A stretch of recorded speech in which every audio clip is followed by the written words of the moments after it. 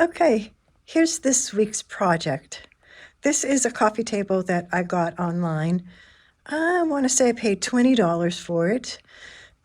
It's oak and it has the kind of a cabriole style leg. There is no drawer in it. It has a lot of discoloration. Let me get a better look here. Yeah, so there's a number of things going on here. I don't really know. You can see that probably somebody set a glass here. I don't know what this is, but it looks to me as if they had something on there and the sun faded it in sections that weren't covered, possibly, and some soiling here. Not sure if that will come out. Here's another water stain. It looks like some kind of ink stain, possibly. And this, not sure what that is. But I am going to take down the finish and see if I can't get that looking a little bit better for somebody else to use.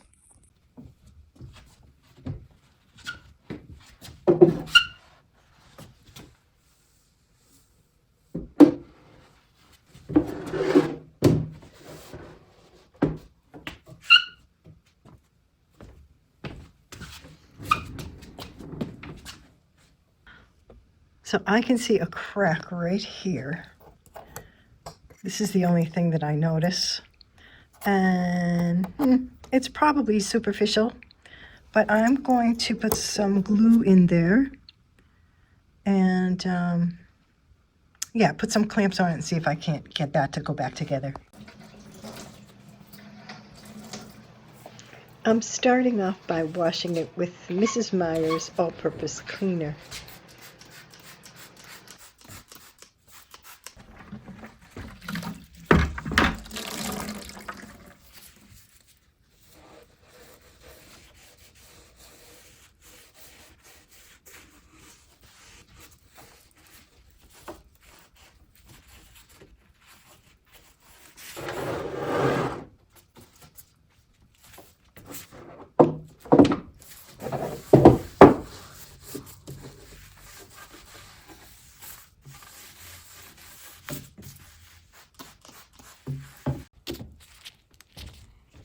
So it's still drying. I also washed it with a little bit of Lightening and rinsed it off again with clean water. And it's drying right now. I am going to try my scraper. And yeah, I've just kind of been hitting it a little bit and it seems to take that finish off. So yep, I'll give that a try first.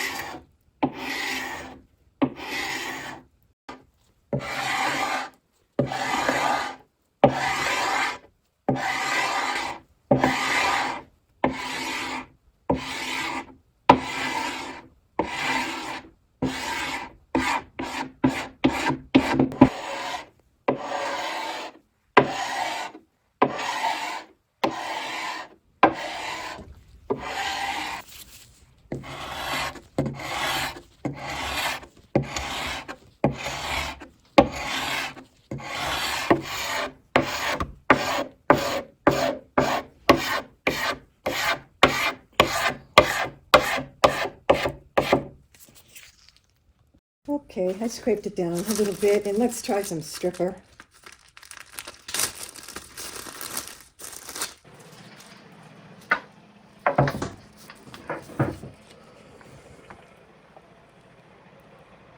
I actually like this stripper. I hate the way it smells. It really stinks, and I have to wear a chemical mask when I use it. But it works really well. By the time you get to the far end of what you're putting the stripper on, the stripper at the first end is already working. So you can just apply it and kind of walk around a bit and then come back and take the finish right off. And it washes off with water. And I did also wash it again with some TSP just to make sure that I had neutralized the stripper. And then I left it drying for 4 hours in front of the heater.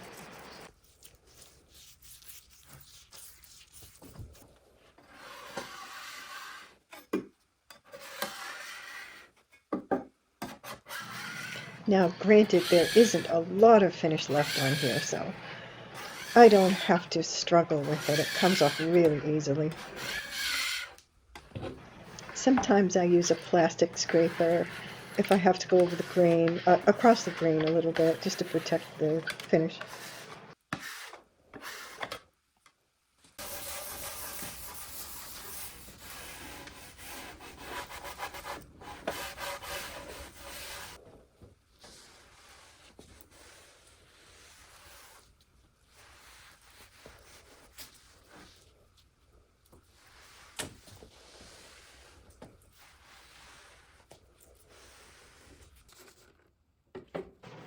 I stripped all 4 legs this way. I just went over and grabbed another little plate to put under each leg and stripped them all, as well as the skirting underneath the coffee table.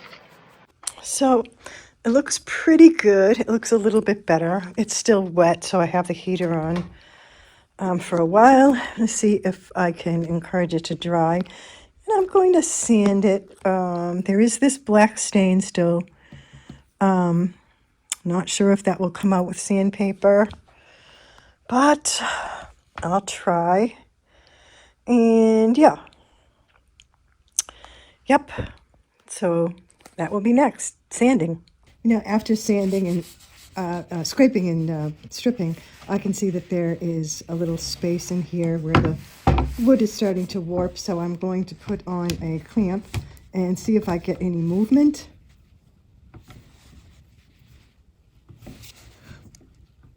And I don't, so yeah, that's tight. What I'm going to do is I'll fill this. I'm going to see if I can find a little piece of a veneer shim that I can put in there. Oh, here's another one here. Yeah, I think they're kind of superficial. I mean, that's what happens, is they bend after a while. So maybe a little sawdust and some glue. So let's take them off so they don't stain.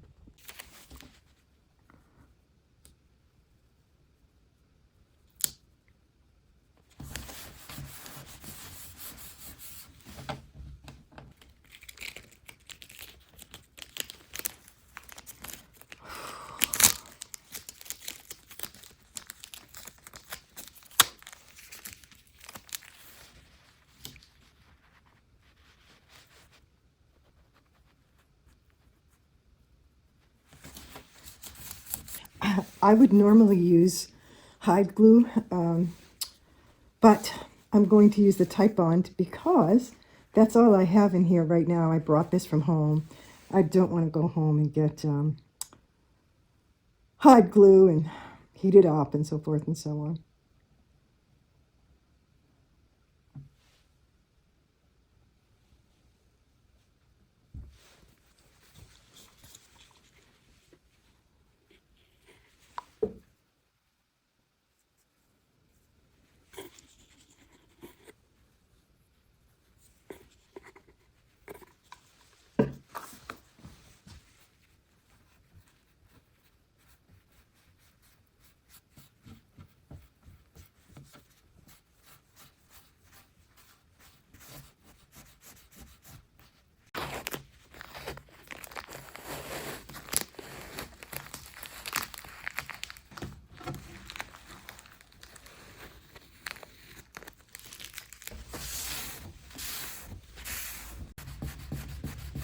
I don't want to leave glue on the surface.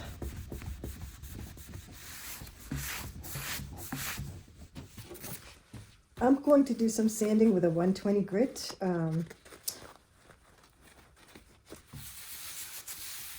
It feels like it's responding. I don't really want to use the orbital sander.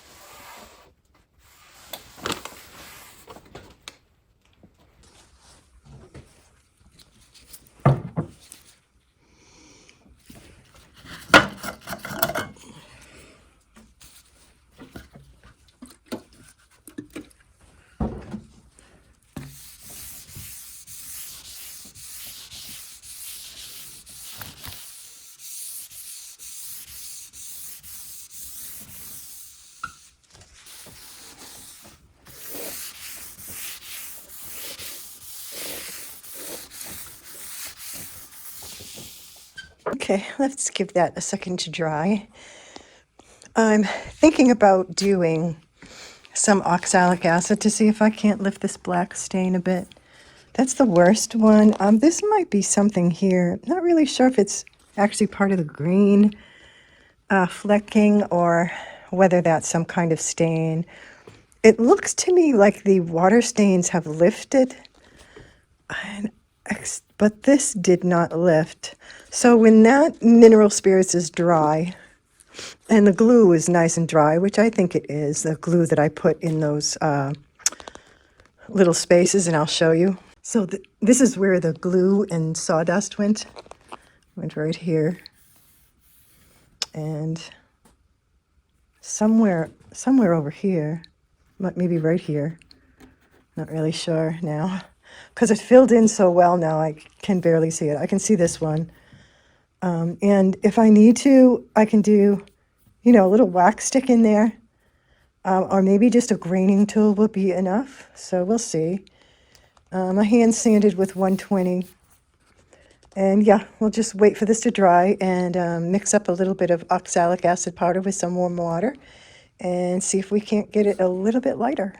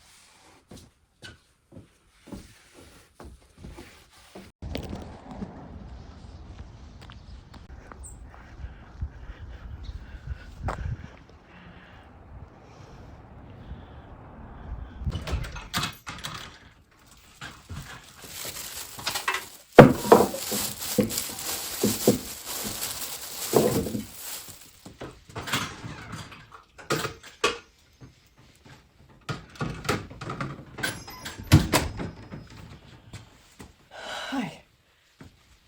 I'm going to take you over to show you how the oxalic acid did and what my plan is. And so it looks like it's still drying a little bit, and I can take the blow dryer to it. But I'm not going to worry about that because this is the original black, deep black, inky kind of stain that I was worried about. And you can see how faded it is. It's really much, much better. Is that a part of it there, or is that some flecking? I think that's a part of it. So what I'm going to do now is I'm going to put a damp cloth on it and iron it so that these fibers come out, and then I'll do another kind of light sanding. And it needs more sanding because of all the water.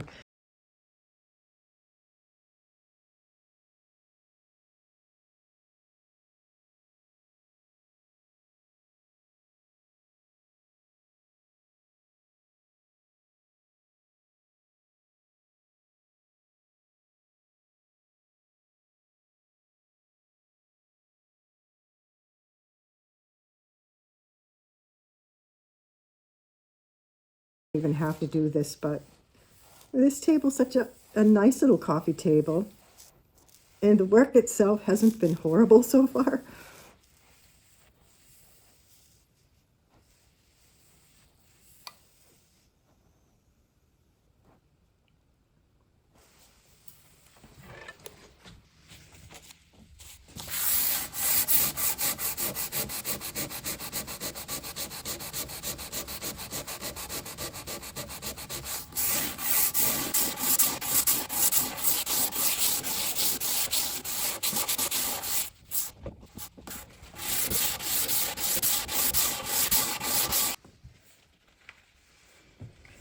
So I put these on last night before I left.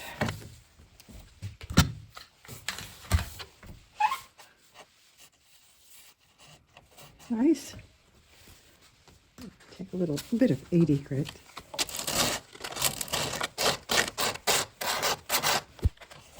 Oops, sorry.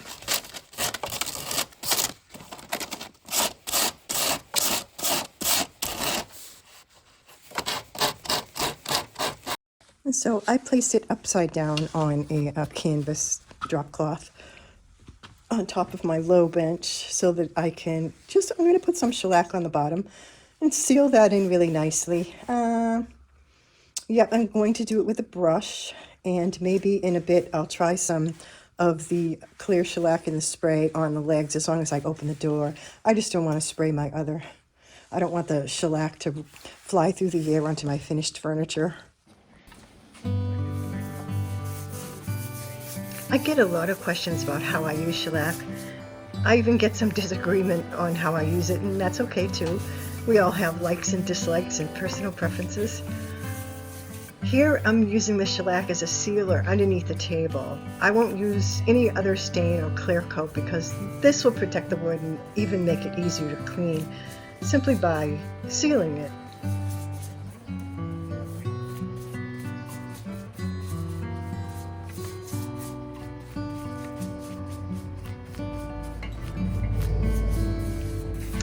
And I'm using the shellac on the legs to prepare it for getting a stain. So I'd spray it on, maybe 1 or 2 light fine coats, and then sand it, and then it will be ready for stain. What I want to do is prepare the surface so that I don't get as much variation in the wood in how the grain picks up that color.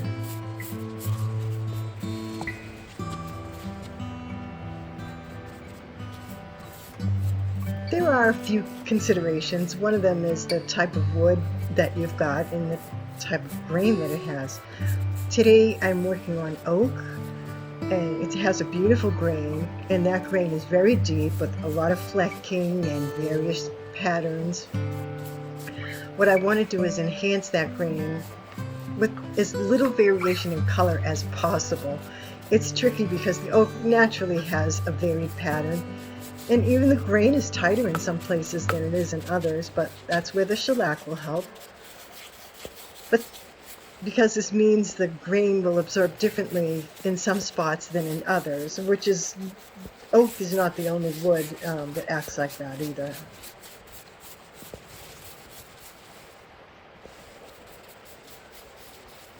That's why I like shellac as a wood prep. It seeps into the grain very deeply, so I can sand over it when it's dry. I can use numerous coats. I can use it before and after my color. I'll also use shellac as a final sealer at times, and we'll see that later.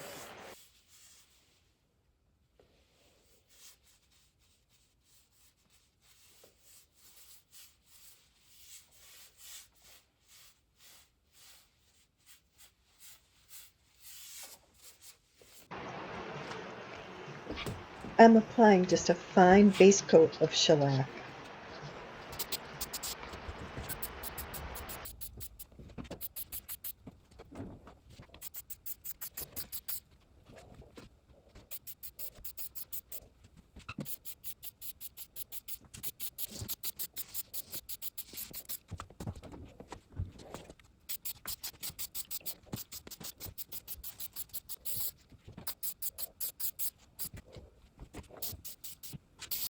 I'm lightly sanding with a 220 grit piece of sandpaper, and mainly what I want is to make it feel even all the way across. There are a few spots that just feel a little bit rough to me.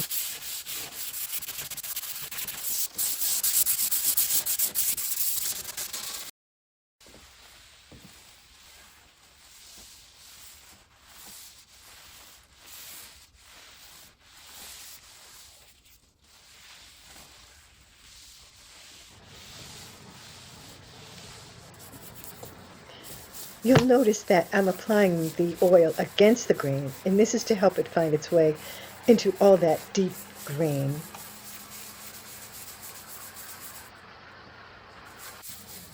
You can see that I'm deliberately avoiding putting the oil stain over the edge of the end grain because that will absorb the oil more quickly than the rest of it. That end grain is very apt to absorb that oil too quickly and too deeply.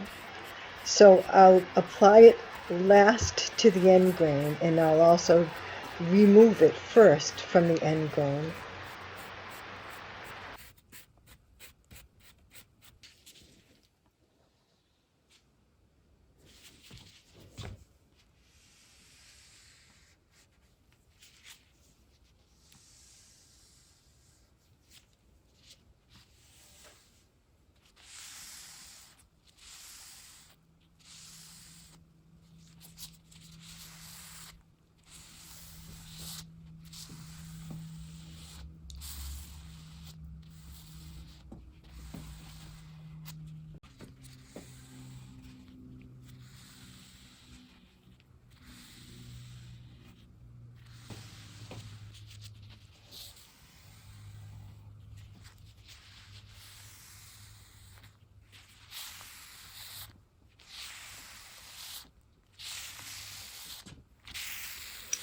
A little less uptake right here. Yeah, it seems right along that line. So I'll hit it again. I don't know why that's like that. So actually I'm going to wait until this dries, and I'm going to hit it with a little bit of sandpaper first, and then apply some of that stain there.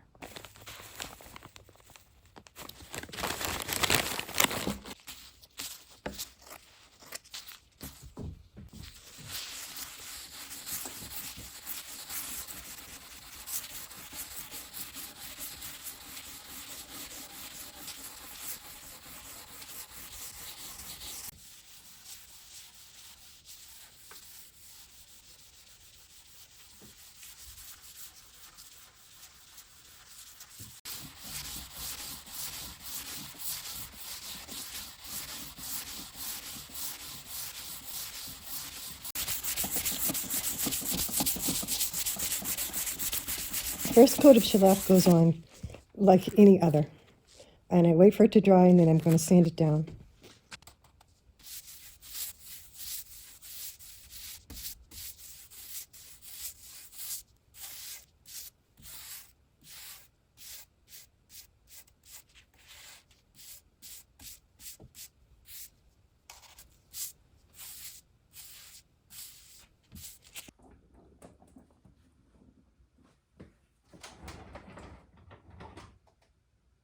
So after the first coat of shellac and drying, I'm just going over it a little bit with some 4/0 steel wool, and taking any nibs off, and making sure my finish is not and my finish is smooth. And sometimes shellac pools a little bit, so you have to look for that. Now, you probably think I'm foolish, and that's okay, but I am going to do a mock French polish on this. When I say mock, it's because I actually don't have any pumice. Now, if I did, that would be perfect because it would sit, down in these grain grooves, and that's exactly what would be so nice for this finish. But hey, I'm going to do it with just shellac, and yeah, I was thinking about doing an oil finish, but because it's beautiful out today, but it's not always beautiful, and it gets really cold at night, so I think I'd be better off to stick with the shellac. I've got a coat on the legs and the skirting, and that's nice, and that's good. I won't have to do too much with that, but on the top, I want to see how good I can actually get this top to look.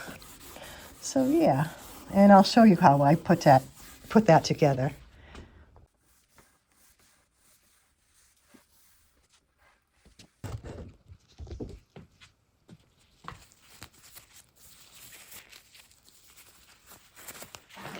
I'm rolling up a tight ball of the cheesecloth here.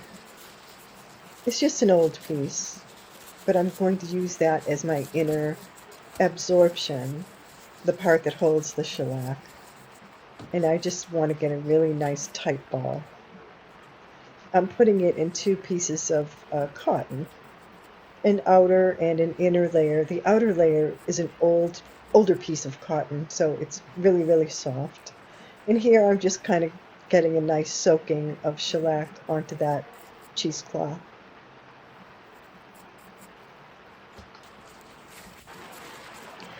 I want to wrap the cheesecloth in the cotton as tightly as I can and make a really tight ball with it. And it should feel hard to the touch.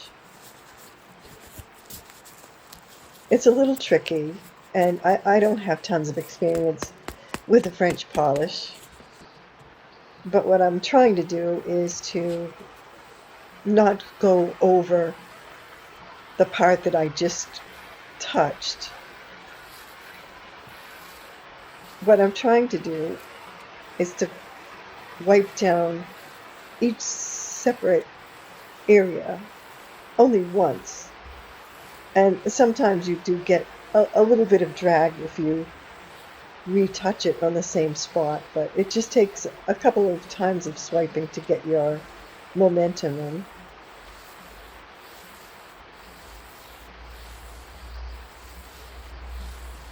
And that's not a lot of shellac, it's just barely damp.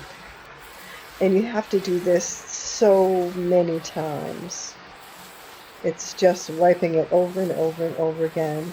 It pretty instantly dries. So you can just keep going over it and over it and over it, as much as your arms have the energy.